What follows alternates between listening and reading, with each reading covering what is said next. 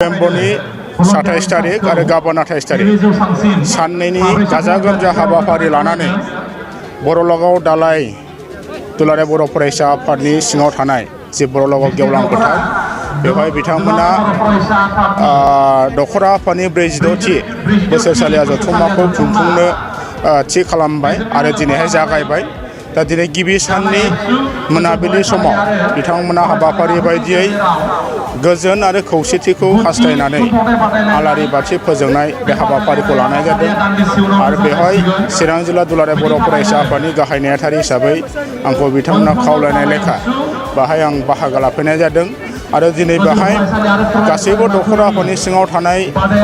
दुलाराय बर' फरायसा आफादनि डेलिगेट्स आरो फरायसा रायजो राजाफोरखौ लानानै बे हाबाफारिखौ दिनै गाजा गोमजायै मावफुंदों। दा बेवहाय बे हाबाफारिखौ मावफुंजेनगिरि हिसाबै आङो बेखौनो खावलायनो लुबैदों जे दुलाराय बर' फरायसाफोरा बे हाबाफोरखौ लानायनि जोंहा गोबां गिदिर उद्देश्य दङ। बेनो जाहैबाय सासे बेक्तियानो जा बा गंसे न'खरानो जा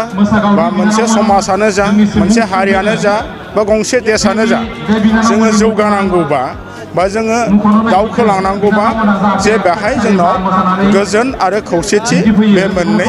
सोदोबखौ जोंनो नांथारगौ। दा बेनिखायनो दुलाराय बर' फरायसा आफादा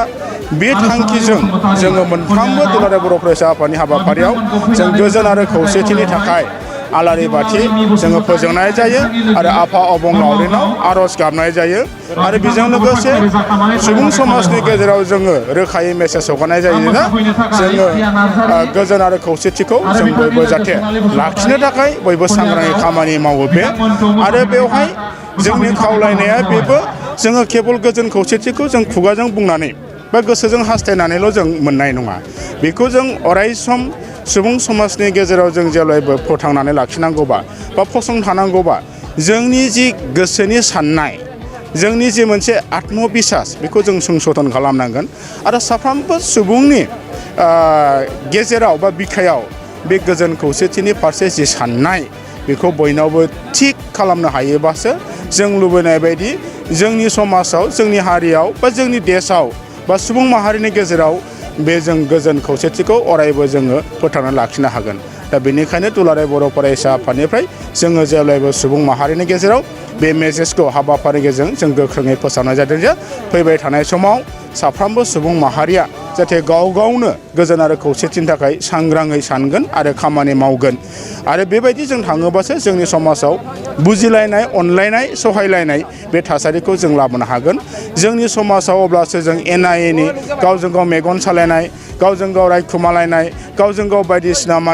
गाग्लोबलायनाय बे थासारिनिफ्राय जों उदां जानो हागोन। दा बेखिनि थांखिजों दुलाराय बर' फरायसा आफादा जे मोनाबिलिनि समाव दिनैहाय जों गोजोन आरो खौसेथिनि थाखाय आलारि बाथिनि हाबाफारिखौ लानाय जादों।